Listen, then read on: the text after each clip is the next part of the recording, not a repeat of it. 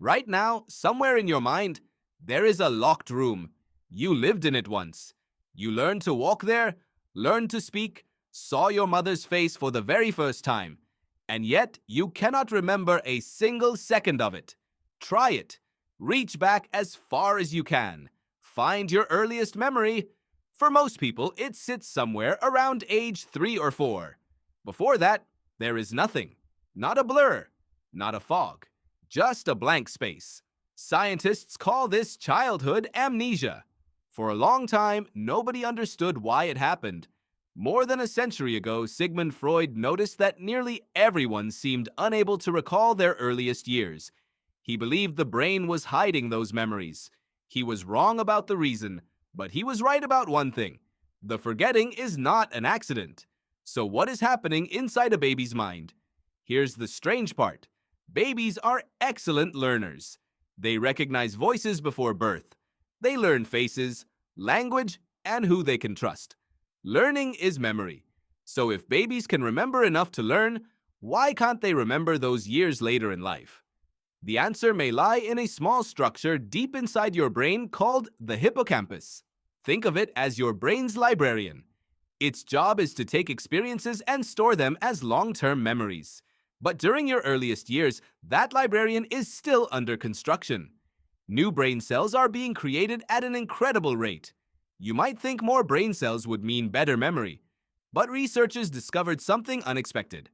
A scientist named Paul Franklin studied young mice, which also forget their earliest experiences. His team reduced the growth of new brain cells in some mice. Surprisingly, those mice remembered things they would normally have forgotten. In other words, fewer new brain cells led to stronger long-term memories. Why? Imagine your memories are written on a chalkboard. Now imagine new writing being added faster and faster every day. The old writing isn't erased on purpose. It simply gets buried beneath the constant growth. This process is called neurogenesis, the creation of new brain cells. During infancy, it happens at full speed. Your earliest memories may not have been deleted. They may have been overwritten. But biology is only part of the story. There is a second lock on that room, and it lives in language. When you remember something from your life, you usually remember it as a story. That was the summer we moved. That was when I broke my arm. Memory doesn't just store images. It organizes experiences into narratives. But babies don't have words yet. Researcher Gabrielle Simcock demonstrated this in a fascinating experiment. She showed young children a special machine and later asked them to describe what had happened. The children could only describe the experience using words they already knew when the memory was formed. If they lacked the vocabulary back then, they struggled to access the memory later.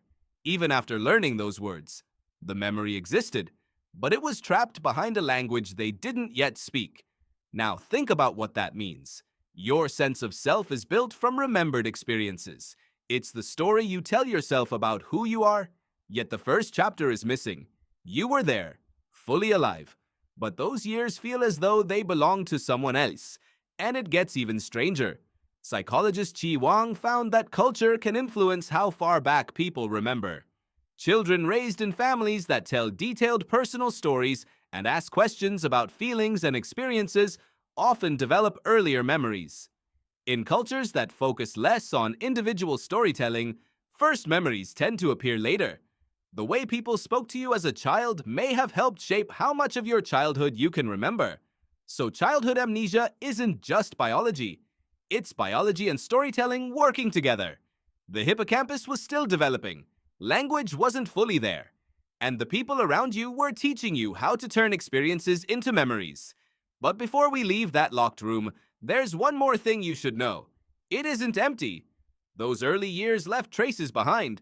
Not as memories you can replay, but as something deeper. Psychologists call this implicit memory. It's the kind of memory your body keeps. The feeling that the world is safe. The expectation that someone will comfort you. The habits of trust, fear, connection, and belonging. You may not remember the moments that created those feelings, but you are still living with their effects. This changes everything. You think you don't remember being a baby, but in some ways, you never stopped remembering.